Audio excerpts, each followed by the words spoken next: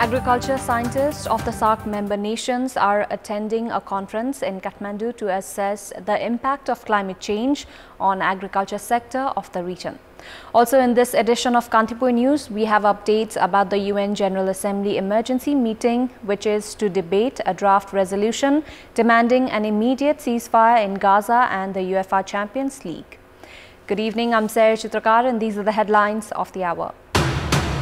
Printing of driving license stranded for the past 6 months. 1.5 million applicants driving their vehicles with a simple receipt. Federal government points towards province government.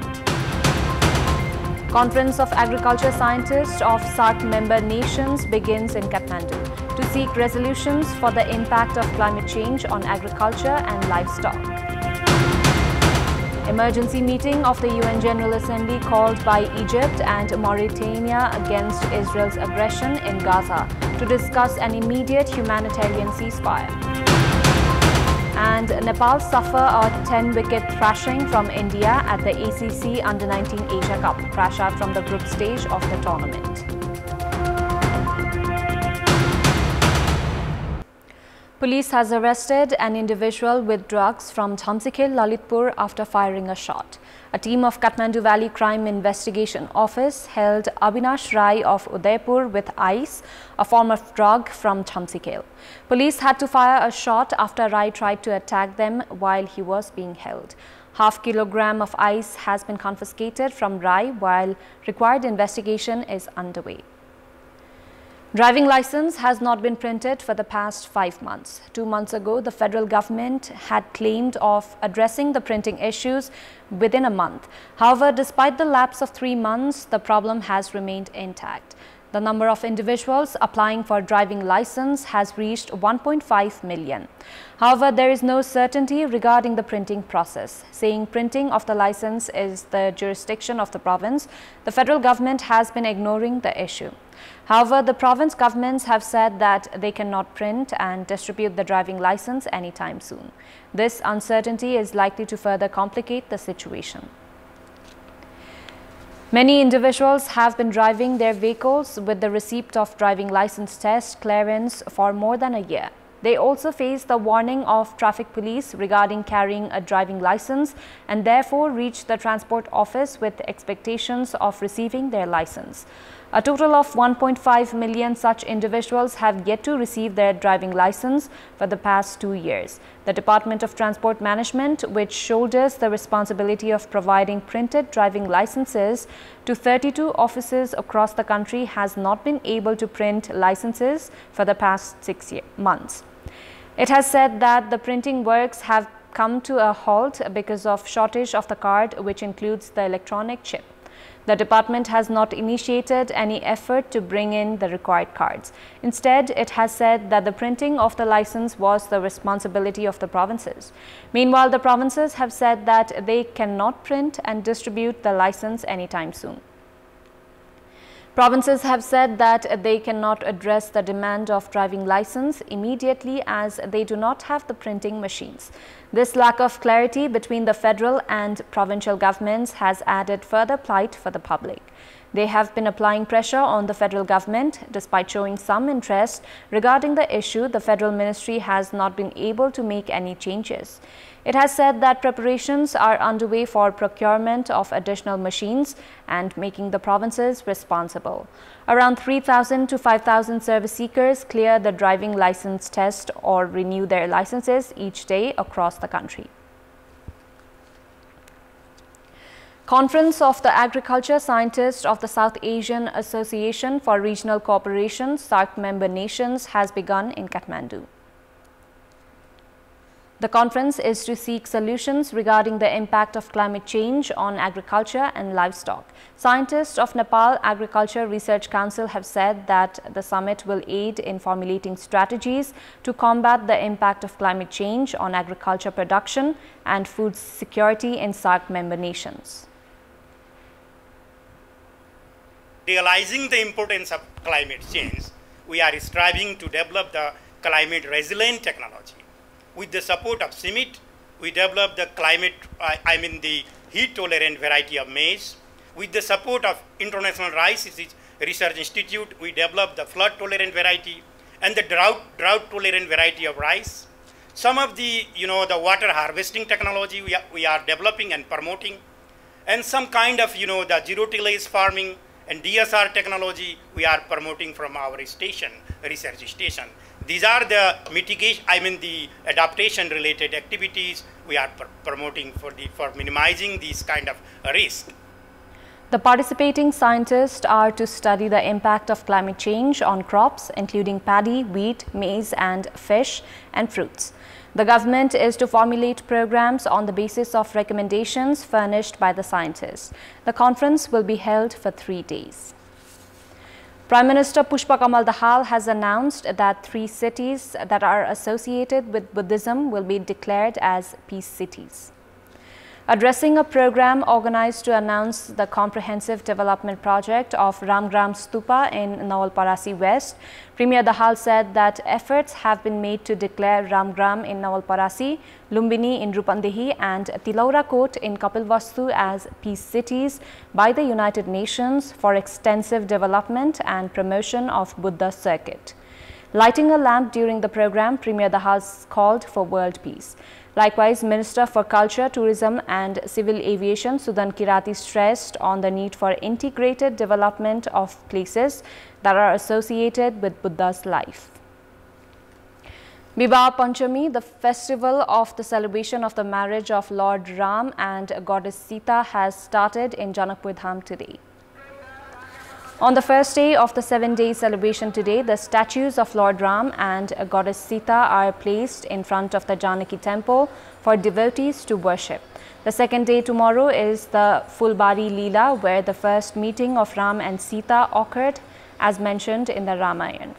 The third day of the ceremony is regarded as the Dhanush Yagya, where all the kings around the world who came to participate in the wedding accepted the challenge of King Janak to lift and steering the Shiva bow. The fourth day is referred as Tilaka Utsav and is of great celebration, where happiness is shared among locals. The fifth day of the ceremony is known as the Matkor, where the local women, including the participating guest from Ayodhya, will help dig the mud from Ganga Sagar, singing local cultural songs. The sixth day is celebrated as the wedding ceremony of Ram and Sita. The final day is known as the Ram Kaleva, during which people visit the Janaki temple to witness the last day of the festival. The number of patients with respiratory ailments have increased in Mahottari's hospital due to the dip in mercury.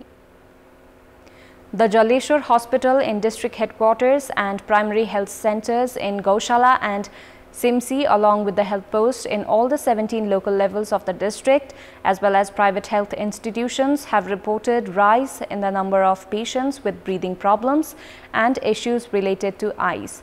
Furthermore, Girija Kapar of Jaleshwar Municipality 6, who had been serving jail term on charges of assault, has died from asthma due to cold. The Jaleshwar Jail Administration said that Kapar, who had been admitted to hospital after his health condition deteriorated, had died on Sunday. In the meantime, the District Coordination Committee, Mahottari, all 15 local levels, and the District Disaster Emergency Committee has urged everyone to adopt required measures to protect themselves from the drop in temperature and the cold wave. Birganj Dry Port Customs Office has begun process to auction 391 goods-laden containers that have not been claimed by importers. The Dry Port Customs Office has begun process for auction of the containers that the importers have not claimed for the past 5 years by issuing a 7-day notice. As per the legal provision, imported goods that arrive at the dry port must be collected within 60 days by clearing customs. However, the importers have failed to clear the customs and the containers have remained at the dry port for the past 5 years. 220 kV capacity Kushman new Butwal substation has come into operation in Sunawal of West Nawalparasi. The substation has been constructed at an investment of 1.8 billion rupees of the government of Nepal and the Nepal Electricity Authority with a loan from the Asian Development Bank. The 140-kilometer double-circuit transmission line has been expanded from Dhana substation of Annapurna Rural Municipality of Myagdi to West Nawalparasi through Parbat, Baglung, Syangja, Palpa and Rupandehi. Inaugurating the station, Minister for Energy Sakti Bahadur Basnet said that transmission lines were important for the electrification of the country and cross-border power trade. The NEA has said that infrastructures have been prepared for transmission of around 1200 megawatt electricity. Nepal's first 3D gait analysis lab has been established at the orthopedic department of the BP Koirala Institute of Health Sciences. According to the institute, the machine installed with the support from Geneva University Hospital of Switzerland will aid in correcting the walking postures of patients with cerebral palsy and those with ailments related to bones. 8 high-tech cameras have been installed inside the laboratory. These cameras take videos and graphics of the movement of body parts of the patients from all angles after having them walk. The videos and graphics are then analyzed by specialized computers that help in identification of problems of the patients. The Girl Child Education Program conducted in Nuwakot to create awareness regarding gender equality and women violence has yielded positive results. Young girls have started being aware about gender equality and violence against women following the life skill trainings conducted at schools in 4 local levels, including Bidur and Belkot Gadi. 837 young girls from 12 schools in the district have participated in the program that has been targeted for those between 6th and 12th grades.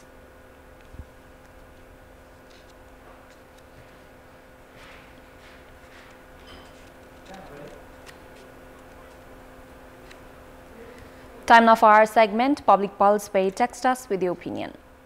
Public Pulse. Here's the question: what should be done to put an end to irregularities in foreign employment? The options are A. Implement law, B. Regular monitoring, and C. Awareness among workers. Voting is on. Type any WS, select your option A, B or C and send it to 34001 to share your opinion with us. Time now for international update.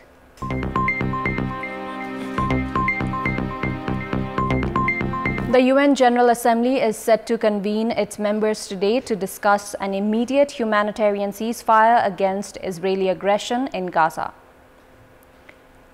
The General Assembly is expected to vote on a draft resolution similar to the language used in the text vetoed by the US during the Security Council meeting on Friday last week.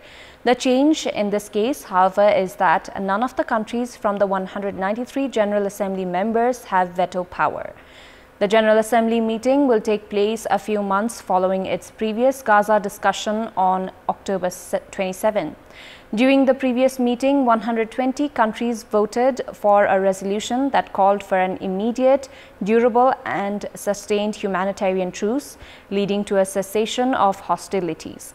The meeting also comes amid intensified Israeli aggression targeting civilians of all ages, including children and the elderly. The number of children murdered during the Israeli bloody war has reached nearly 8,000 since October 7. The occupation forces have killed over 18,200 Palestinians since the launch of the murderous campaign. The number is yet to surge as the relentless shelling continues in Gaza while violent raids are expanding throughout the occupied West Bank. Palestinian news agency Wafa said today that the Israeli occupation forces detained 50 Palestinians in raids at their homes across the occupied West Bank, including 2 women. Israeli occupation forces also demolished facilities including a barn and a farm in the east of occupied Jerusalem. COP28 Director General Majid Al-Suwaidi said the summit's presidency wanted to include a historic mention on the future of fossil fuels in the next draft text for a deal, but it was up to the almost 200 nations to agree at the talks. All COPs are challenging. But in this COP, we're trying to do something. Speaking to journalists after the latest text triggered widespread criticism for failing to include language on ending the use of fossil fuels, Al-Suwaidi said that a draft was always intended to spark conservations. He said the presidency held by the United Arab Emirates now knew the country's red lines and would draft another text to include all the elements needed for a comprehensive plan to 2030. Referring to the state of negotiations, he said that many issues remained open and that was normal at this stage. He said the draft text released on Monday to outrage among some developed countries and small island states was meant to be a starting point for discussions, and that what's happened leading to almost all-night talks.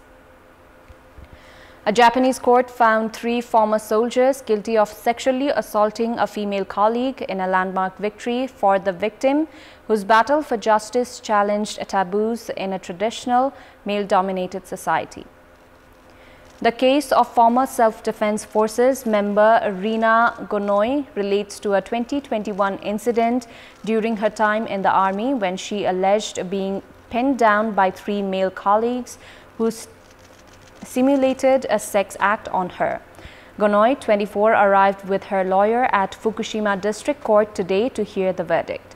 Speaking to the media outside the courthouse after the hearings, she said the guilty verdict is good for society. Historians of contemporary Japan at Tokyo's Aoyama Gakuin University said they hope the guilty verdict would push other Japanese institutions to look again at how they handle complaints of workplace sexual harassment.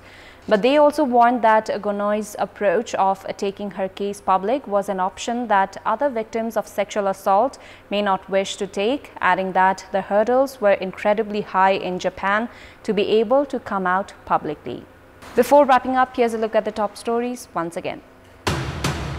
Printing of driving license stranded for the past 6 months. 1.5 million applicants driving their vehicles with a simple receipt. Federal government points towards province government. Conference of Agriculture Scientists of SAARC member nations begins in Kathmandu to seek resolutions for the impact of climate change on agriculture and livestock. Emergency meeting of the UN General Assembly called by Egypt and Mauritania against Israel's aggression in Gaza to discuss an immediate humanitarian ceasefire. And Nepal suffer a 10-wicket thrashing from India at the ACC Under-19 Asia Cup, crash out from the group stage of the tournament. That's all for the moment. Thank you for watching. Bye for now.